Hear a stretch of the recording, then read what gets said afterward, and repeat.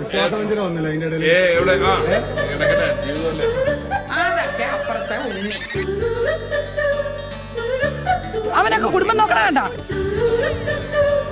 അവൻ നല്ലവനായിട്ട് നമുക്കാർക്കും വീട്ടിൽ കിടക്കപ്രതിയില്ലല്ലോ. അവനെ കണ്ടു പഠിക്കണം ഇവന്മാരൊക്കെ. ഞാൻ ക്രൗൺ പ്ലാസയില്. Crown Plaza. എന്താ പരിപാടി? ഞാനിവിടെ എന്റെ ഹസ്ബൻഡ് ഇന്ന് വൈകുന്നേരം വരും. അപ്പൊ ഞാന് ഇവിടെ വന്നാ. എന്താ എന്റെ ഉദ്ദേശം?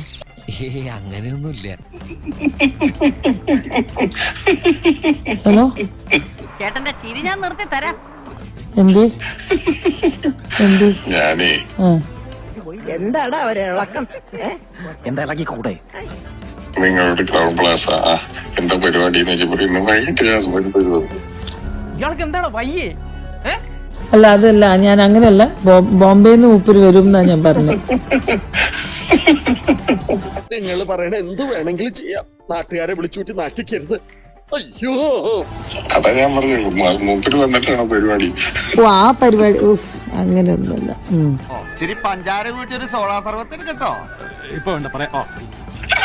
അല്ലേ, ഞാനത് കൂട്ടി വായിക്കാം. ഞാൻ നിങ്ങളോട് ചോദിച്ചു എന്താ ഇന്ന് പരിപാടി? ഇന്ന് വൈകിട്ട് ഹസ്ബൻഡ് വരും. ഞാൻ അടുത്ത് എണീക്കണോ? പിന്നെ എണീക്കാൻ വിഷു, ഞാൻ ഭയങ്കര സ്ട്രേറ്റ് ഫോർവേഡ് ആയ ഒരു വ്യക്തിയാണ്. അതാണ് എന്റെ ഏറ്റവും വലിയ പ്രശ്നം. നിന്റെ പരിപാടി തീർത്ത് തരാണ് ഞാൻ. എനിക്ക് ഇങ്ങനത്തെ ഒരു കാര്യങ്ങളും അറിയാത്ത ഒരു കാര്യമാണ്. ശരിയാക്കാം. ഹസ്ബൻഡ് ഒന്ന് പോട്ടെ. അല്ല, ഹസ്ബൻഡ് വന്ന് പോട്ടല്ല. ഈ പരിശ്രമത്തിന്റെ പാറക്കെട്ടിന്റെ ഇടയിലാണല്ലോ വിജയത്തിന്റെ നീരറവ. You just push, I want you people to give me the. എല്ലാം ശരിയാവും. ഞാൻ നോക്കോളാം. നാരായണ എവിടെ പോവാ?